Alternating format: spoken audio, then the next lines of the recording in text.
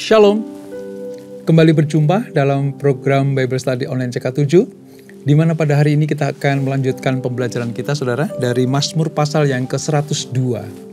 Nah, Mazmur 102 ini tentang bagaimana pemazmur memohon kepada Tuhan supaya dipulihkan kehidupannya, juga dipulihkan bangsa, yaitu bangsa Israel. Sebelum kita membaca dan merenungkan kebenaran firman ini, lalu kita mengambil manfaatnya dan rema-rema yang Tuhan berikan buat kita semuanya, mari kita hampiri Tuhan, kita datang kepadanya. Kita sembah Dia, saudara.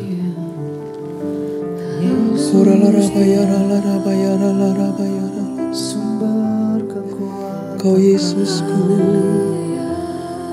Kau Tuhanku,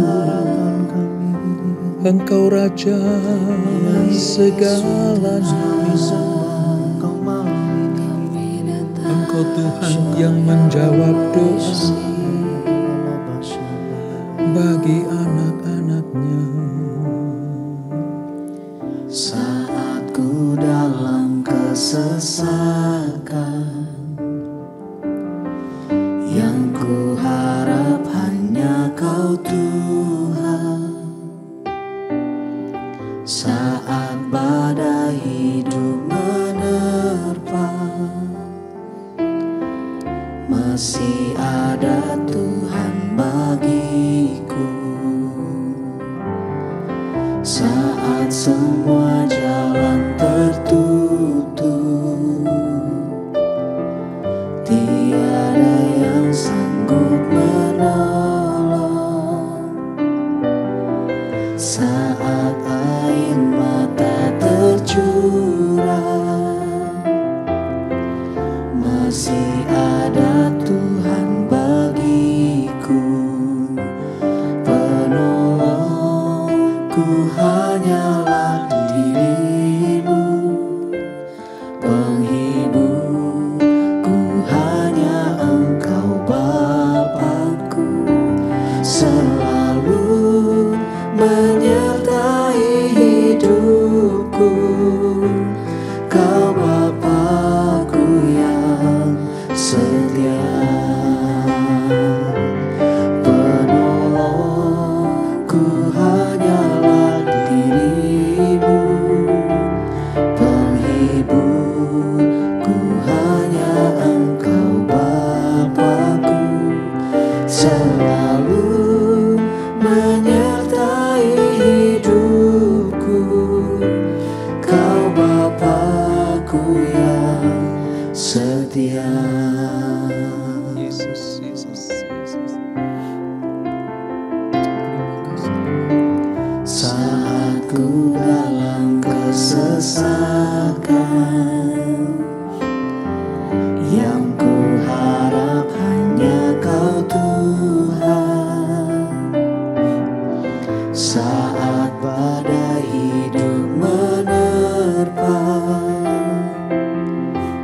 masih ada Tuhan bagiku.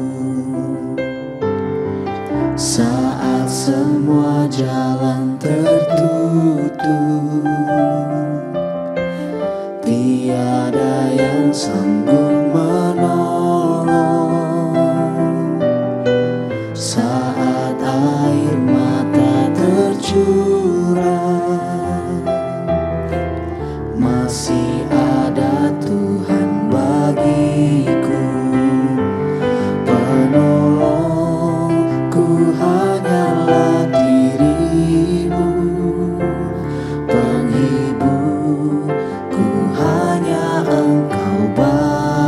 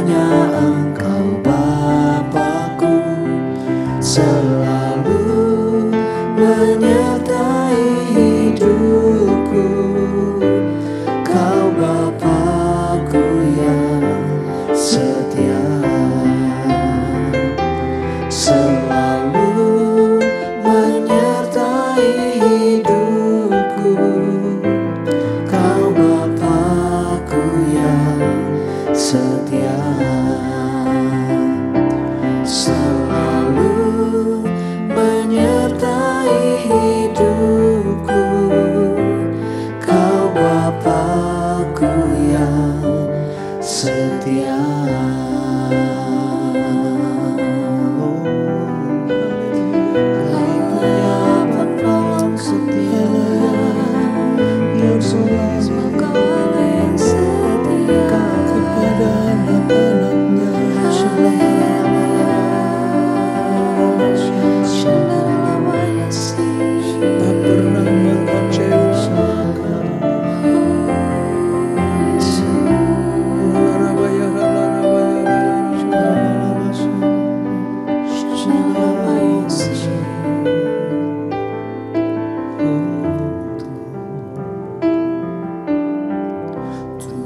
Selalu menolongku,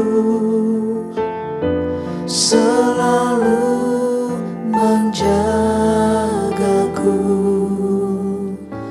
Sehelai di rambutku tak akan terjatuh tanpa seizin-Mu. Tuhan selalu menolongku, selalu menjagaku. Dia mengenyangkanku dan peliharaku seumur hidupku. Tuhan selalu menolongku, selalu menjagaku. Sehelai di rambutku tak akan terjatuh tanpa seizin-Mu. Tuhan selalu menolongku, selalu menjagaku. Dia mengenyangkanku dan peliharaku seumur hidupku. Tuhan selalu menolongku, selalu menjagaku. Sehelai di rambutku tak akan terjatuh tanpa seizin-Mu. Tuhan selalu menolongku, selalu menjagaku. Dia mengenyangkanku dan peliharaku seumur hidupku. Dia mengenyangkanku dan peliharaku seumur hidupku. Dia mengenyangkanku dan peliharaku seumur hidupku. Amin Tuhan, amin. Kami percaya kepada Engkau ya Yesus. Engkau bukan hanya sebagai penolong kami, Engkau bukan hanya pembebas kami, Engkau Allah yang memelihara kami. Terima kasih untuk janji-janji-Mu, terima kasih untuk kebaikan dan rahmat-Mu.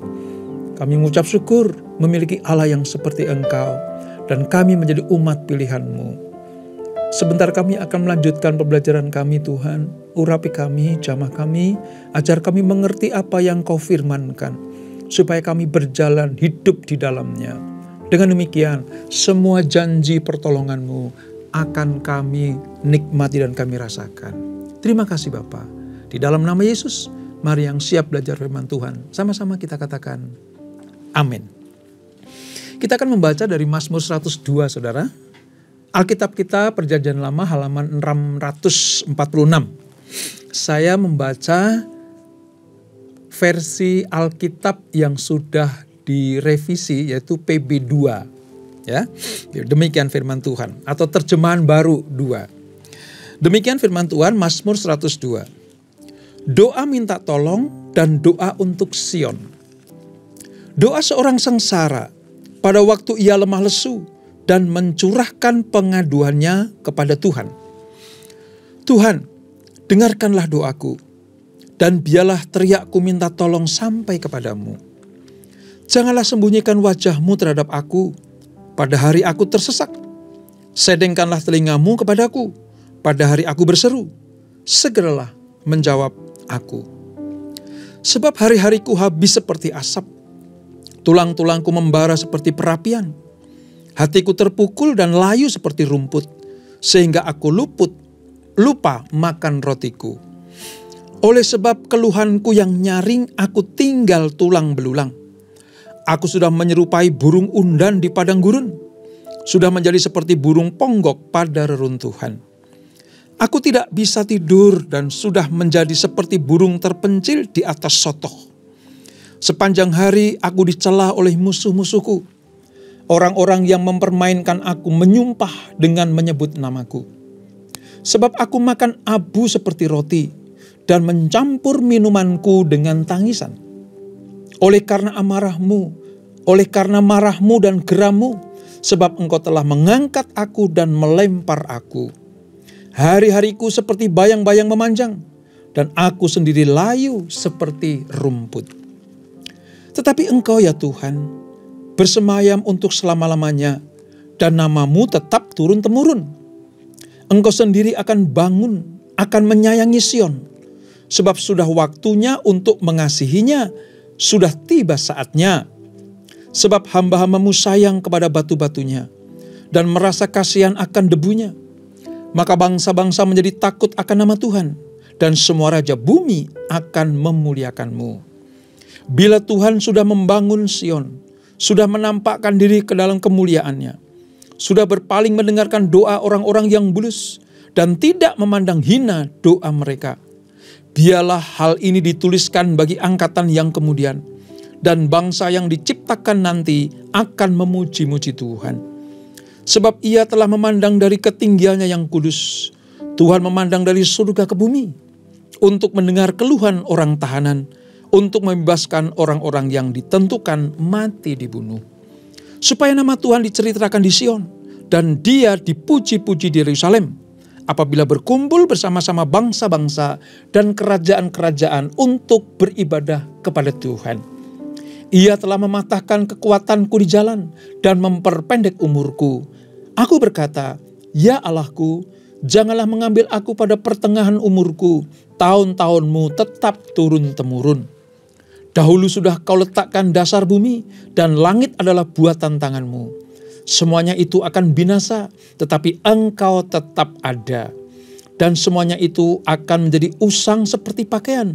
Seperti jubah engkau akan mengubah mereka, dan mereka berubah. Tetapi engkau tetap sama, dan tahun-tahunmu tidak berkesudahan. Anak hamba-hambamu akan diam dengan tentram, dan anak cucu mereka akan tetap ada di hadapanmu. Nah saudara, Mazmur ini adalah Mazmur yang merupakan atau berbentuk ratapan atau permohonan. Ya, ratapan atau permohonan. Ada sebuah ratapan perorangan, ya, kalau kita lihat dari ayat 2 sampai dengan ayat yang ke-12. Ya, ini adalah ratapan perseorangan atau individu yang melibatkan pemazmur sendiri. Namun demikian, ayat 13 sampai dengan ayat 23 itu merupakan mazmur ratapan umat. Jadi kita bisa membedakan dua hal di Mazmur 102 ini. Pertama adalah ratapan individu si pemazmur, dan yang kedua adalah ratapan untuk umat, bagi umat dan kepada Allah umat Israel disebut tadi Sion meratap kepada Tuhan. Nah, mari kita bedah satu persatu, saudara. Ratapan pertama adalah doa seorang yang sakit. Ya, sakit, itu ayat 4-6. Dan diperolok oleh musuh-musuhnya. Kalau kita lihat tadi di ayat yang ke-9. Sepanjang hari aku dicela oleh musuh-musuhku. Jadi pemazmur mengalami penderitaan bukan hanya karena sakit penyakit saja, fisiknya tentunya, tetapi juga olok-olok dari para musuh. Lalu ia mengeluh, ya, mengadu kepada Tuhan, datang ke hadirat Tuhan. Ia merasa dirinya ditimpa murka Allah. Itu bisa kita lihat di ayat yang ke-10 dan 11. Bagaimana seperti abu, dia seperti digiling habis, ya, diremukkan seperti abu. Bahkan dikatakan dia hampir mati di dalam kesedihannya. Jadi ini merupakan sebuah perasaan yang tertindas, perasaan yang dimurkai, perasaan yang dihinakan, dan perasaan yang diolok-olok. Dan memang dialami oleh pemazmur pribadi. Apa yang terjadi, saudara? Dia mengadu kepada Tuhan. Dia mengungkapkan keluh kesahnya kepada Tuhan. Dan itu diizinkan sampai dimasukkan ke dalam mazmur ini, saudara. Di tengah-tengah penderitaan, di tengah-tengah aniaya, di tengah-tengah diolok-olek para musuh, pemazmur tetap percaya kepada Tuhan. Sebab Tuhan adalah kekal dan pencipta alam semesta. Artinya begini, kalau alam semesta yang diciptakan Tuhan saja dikasihi Tuhan, disayangi Tuhan, dipelihara Tuhan, maka kepercayaan pemazmur, dia melebihi ciptaan yang lain. Manusia diciptakan melebihi ciptaan yang lain, maka selayaknya lah pemazmur datang kepada Tuhan. Dia berkata bahwa kalau alam dipelihara, alam dijagai oleh Tuhan, masakan aku tidak? Masakan aku sebagai umat pilihan tidak? Itulah sebabnya dengan tegas dan kuatnya iman, pemazmur tetap percaya Tuhan pasti menolong dan membela pribadinya. Nah, ini bagian pertama. Tentang apa? Keluh kesah pribadi, keluh kesah pemazmur sendiri. Lalu bagian yang kedua, saudara, kita bisa melihat bagaimana sejak awal ayat 13 sampai dengan ayat 23, ini adalah tentang permohonan bangsa Israel. Mengapa? Karena dipercaya doa ini muncul ketika Israel, khususnya kota Yerusalem, Putri Sion, itu lambang dari umat pilihan Tuhan, sedang teraniaya. Bisa saja lewat karena pembuangan, ya akibat dosa mereka mungkin. Atau bangsa-bangsa lain menindas mereka. Atau ancaman-ancaman terhadap kota kudusnya Tuhan sedang terjadi. Dan pemazmur sedang menggambarkan bagaimana Yerusalem sudah musnah. Itulah sebabnya pemazmur memohon pemulihan bagi kota Yerusalem. Dengan demikian, ketika Tuhan bertindak bukan hanya menolong pribadi pemazmur, tapi juga memulihkan kota Yerusalem, maka pemazmur memiliki angan-angan dan rencana atau cita-cita supaya lewat pemulihan ini, maka Allahnya Allah Israel itu, Allahnya bangsa pilihan itu dikenal oleh bangsa-bangsa lain, ditakuti, disegani, dan dihormati oleh bangsa-bangsa lain. Bukankah ini sebuah doa yang berkenan kepada Tuhan, saudara? Sekali lagi ya, pemazmur bukan hanya mementingkan diri sendiri supaya dipulihkan, tapi juga mendoakan bangsanya, mendoakan kotanya, mendoakan di mana dia dipilih Tuhan, dibesarkan, diberkati Tuhan di situ. Kedua doa yang betul-betul murni keluar dari diri si pemazmur, dipersatukan dengan iman yang kuat bahwa Allah pasti akan menolong. Muncullah mazmur yang luar biasa ini. bagaimana menjadi teladan buat kita semuanya. Kita minta tolong kepada Tuhan supaya dipulihkan pribadi kita. Juga minta tolong kepada Tuhan supaya bangsanya, bangsa kita khususnya dipulihkan dan diberkati Tuhan. Nah, Mazmur ini saudara mengajarkan kepada kita semuanya bagaimana penderitaan dipaparkan, seruan dan permohonan dinaikkan kepada Tuhan. Ini pelajaran buat kita. Penderitaan itu diizinkan Tuhan menimpa siapa saja, termasuk anak-anak Tuhan, termasuk saudara dan saya. Ujian, mungkin pencobaan dari iblis, ya, pikul salib kita, memang Tuhan izinkan terjadi. Nah, di tengah-tengah penderitaan, kita belajar bagaimana mengungkapkannya kepada Tuhan. Menceritakannya kepada Tuhan. Supaya apa? Supaya Tuhan mendengar doa kita. Bukan berarti Allah ketika anak-anaknya atau umatnya menderita dia tidak tahu atau tidak mendengar. Bukan berarti Allah tutup mata buat anak-anaknya, tanpa keluhan Allah tutup mata. Bukan itu. Tanpa doa-doa umat Allah tidak peduli. Bukan itu juga. Tetapi Tuhan mau anak-anaknya itu berbagi perasaan. Berbagi suasana hati. Mengucapkan kata-kata tentang permohonan pertolongan dari Tuhan. Supaya apa sih saudara? Supaya Tuhan kita yakinkan bahwa kita hanya berharap kepadanya. Ini kuncinya saudara. Jadi kalau kita memohon, meratap, berkeluh kesah, itu gak salah di hadapan Tuhan. Tuhan senang kok. Tuhan suka kok kalau umatnya itu mengadu kepada dia. Karena artinya kita hanya memohon, kita percaya, kita mengandalkan Tuhan. Dan itu disukai Tuhan. Pemazmur ini memberikan teladan buat kita semuanya. Namun demikian, doa kita, permohonan kita jangan melulu hanya untuk kepentingan kita pribadi. Allah tidak melarang kita berdoa untuk keperluan kita pribadi. Tapi Allah juga memberikan pelajaran buat kita semuanya lewat Mazmur 102 ini. Perhatikan juga orang lain. Perhatikan juga bangsamu. Perhatikan juga kotamu. Perhatikan juga tetanggamu. Jadi dalam hal ini, pemazmur dengan terbuka dan jujur di hadapan Tuhan. Berkeluh kesah tentang pribadinya dan bagi bangsanya. Saudara, mengenai doa yang jujur ketika kita menghadapi masalah atau kesulitan hidup. Dan ketika kita berani berseru kepada Tuhan di masa-masa yang sulit. Itu menunjukkan atau bukti dari kedewasaan iman kita.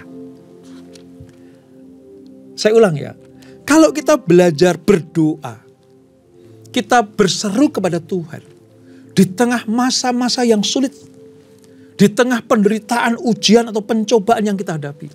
Kalau kita berseru kepada Allah, itu bukti bahwa kita memiliki kedewasaan iman.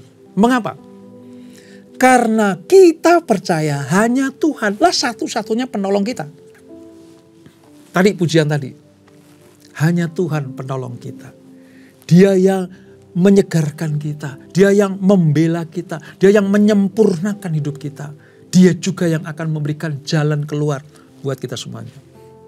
Bukankah kalau ada orang yang mengandalkan Tuhan itu artinya memiliki kedewasaan iman? Ini yang harus kita perhatikan. Itulah sebabnya jujur di hadapan Tuhan, terbuka di hadapan Tuhan, itu membuat Tuhan percaya juga kepada anaknya. Percaya juga kepada kita. Bahwa engkau hanya mengandalkan aku. Tidak ada yang kau andalkan selain aku. Nah, itu bukti bahwa kita dewasa iman. Mengapa saya katakan seperti itu, saudara? Karena banyak orang. Dan tidak sedikit orang-orang percaya, umat pilihan Tuhan, orang Kristen. Kalau menghadapi masalah, dia cari jalan pakai caranya sendiri. Mungkin dinasihati oleh orang supaya mengandalkan kekuatan manusia. Mungkin mendapatkan pengaruh dari sekelilingnya supaya dia berpaling dari Tuhan. Bisa saja. Dan anehnya, banyak orang Kristen percaya akan hal itu. Mengapa saya katakan aneh, saudara? Karena seharusnya kalau kita menjadi umat Tuhan, nggak akan percaya lagi kepada kekuatan yang lain selain Tuhan. Kan aneh, ya? Mengabdi kepada Tuhan, percaya kepada Tuhan Yesus, menjadi murid Tuhan Yesus, tapi ketika menerima masalah, minta pertolongan orang lain. Itu aneh, saudara. Makanya, supaya kita disebut bukan orang yang aneh, ya, kita harus terbuka di hadapan Tuhan. Mengandalkan Tuhan. Karena prinsipnya begini, kepada siapa kita jujur dan terbuka, kepada dialah kita percaya. Kepada siapa kita mengungkapkan isi hati kita, kepada dialah kita percaya. Dan kalau kita jujur kepada Tuhan, mengungkapkan isi hati kita kepada Tuhan, artinya kita percaya Tuhan pasti akan menolong saudara dan saya. Ini saudara, pelajaran yang luar biasa buat kita semuanya. Ya. Jadi ketika kita diinjilkan mengalami penderitaan, ingat ya, doanya jujur, terbuka, dan mengandalkan Tuhan. Nah, ada satu hal yang perlu kita garis bawahi, saudara. Apa itu? Pemazmur bukan seorang yang egois. Doa jenis ini adalah jenis doa yang tidak egois. Pemazmur tidak berseru hanya demi kenyamanannya sendiri. Tetapi dia berseru bagi orang lain. Mari kita selidiki. Apakah doa kita termasuk doa yang egois? Apakah doa kita termasuk doa yang hanya mementingkan diri sendiri? Masa bodoh dengan orang lain, masa bodoh dengan sekeliling kita, masa bodoh dengan keluarga kita, masa bodoh dengan bangsa kita. Apakah kita meneladani pemazmur? Dia memikirkan orang lain juga. Dia memikirkan kesejahteraan bangsanya. Dia memikirkan bagaimana Tuhan bisa memulihkan kotanya, memulihkan Sion, memulihkan Yerusalem, memulihkan dan menyayangi kembali kota pilihan Allah ini. Saudara, ini yang harus kita teladani. Supaya apa, saudara? Supaya bukan hanya pribadi kita yang menganggap Tuhan itu besar. Bukan hanya pribadi kita yang percaya bahwa Tuhan Allah yang kita sembah adalah Tuhan yang dahsyat. Tetapi supaya bangsa-bangsa lain tahu. Supaya kerajaan-kerajaan di luar Israel tahu bahwa Allahnya Israel adalah Allah yang besar. Allah yang sanggup memulihkan bangsanya. Allah yang memperhatikan umat pilihannya. Dari generasi ke generasi, Allah bekerja dengan luar biasa. Jadi ada rangkap dua. Bagaimana kita berdoa kepada Tuhan. Selain supaya kita tetap beriman kepadanya, berharap kepadanya. Yang kedua, supaya bangsa-bangsa lain tahu bahwa Allah kita adalah Allah yang sanggup menjawab doa-doa umatnya. Bangsa-bangsa yang memiliki berhala-berhala. Kerajaan-kerajaan yang menyembah ilah-ilah asing. Ketika mereka melihat umat pilihan Allah, yaitu Yerusalem, Sion atau Israel, atau dalam perjanjian baru, semua orang atau gereja Tuhan yang percaya bahwa Yesus adalah Tuhan dan Juru Selamat. Bangsa-bangsa lain yang menyembah berhala-berhala itu bisa berpaling kepada Allah kita. Bisa melihat bagaimana Tuhannya orang Israel, Tuhannya orang Kristen itu menjawab doa. Ini pentingnya pelajaran hari ini, saudara. Dengan demikian, kesaksian atas jawaban doa yang diterima oleh pemazmur ini menjadi sebuah kesaksian kepada bangsa-bangsa di sekeliling kita. Wow, bukankah itu yang dikehendaki Tuhan? Bukankah ini yang menjadi kerinduan Tuhan? Saya yakin dan percaya. Kalau doa dengan cara yang seperti ini, Allah bersegera menjawab doa umatnya. Bukan yang egois, tapi juga memikirkan orang lain. Dengan demikian Allah kita dikenal oleh bangsa-bangsa lain. Dan klimaksnya saudara, dari Mazmur 102 ini, di ayat yang ke-25 sampai 29. Apa itu? Pemazmur dengan semua kerinduannya, dengan pernyataan iman, pemazmur memberikan sebuah paparan tentang apa? Di tengah-tengah kesulitan dia alami, Tuhan memberikan kelegaan kepada dia. Ini, mengapa saya katakan klimaks saudara? Karena begini, bisa saja orang berdoa kepada satu pribadi dengan kekuatan pribadi itu, kepada ilah, kepada dewa, kepada Allah-Allah asing, Allah yang mereka tidak kenal. Bisa saja permohonan dinaikkan. Bisa saja orang-orang yang belum mengenal Allah Israel atau perjanjian baru, yaitu Yesus Kristus, mereka berharap kepada kekuatan-kekuatan lain. Bisa saja. Tapi pertanyaannya begini, apakah dewa-dewa mereka, ilah-ilah mereka, kekuatan-kekuatan asing itu mampu menjawab doa mereka? Mampu memberikan pertolongan buat mereka? Nah, ketika pemazmur menyatakan di ayat 25-29 bahwa Allah mendengar umatnya yang berseru dan menjawab doa mereka, maka inilah yang menjadi pembeda antara Allah yang disembah oleh bangsa Israel dengan Allah yang disembah oleh bangsa-bangsa lain. Bukankah ini sebuah pernyataan bahwa Allah ditinggikan, Allah dimuliakan? Orang-orang lain akan melihat, bangsa-bangsa lain akan melihat, oh Allahnya orang Israel, oh Tuhannya orang Kristen itu adalah Tuhan yang menjawab doa. Makanya saya katakan tadi ya, orang yang mengenal Tuhan tapi tidak mau datang kepada Tuhan itu orang yang aneh. Dengan demikian kita bisa belajar bagaimana doa yang dijawab Tuhan adalah doa yang bagi kepentingan pribadi juga orang lain. Dinyatakan lewat satu permohonan supaya Allah bekerja. Dan lewat jawaban doa itu Allah dikenal oleh bangsa-bangsa lain. Wah, luar biasa saudara, luar biasa. Saya tutup dengan sebuah pernyataan seperti ini.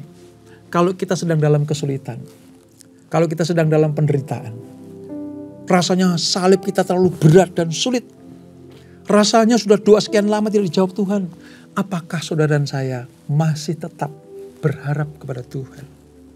Dan yang kedua, apakah kita punya beban untuk berdoa bagi orang lain?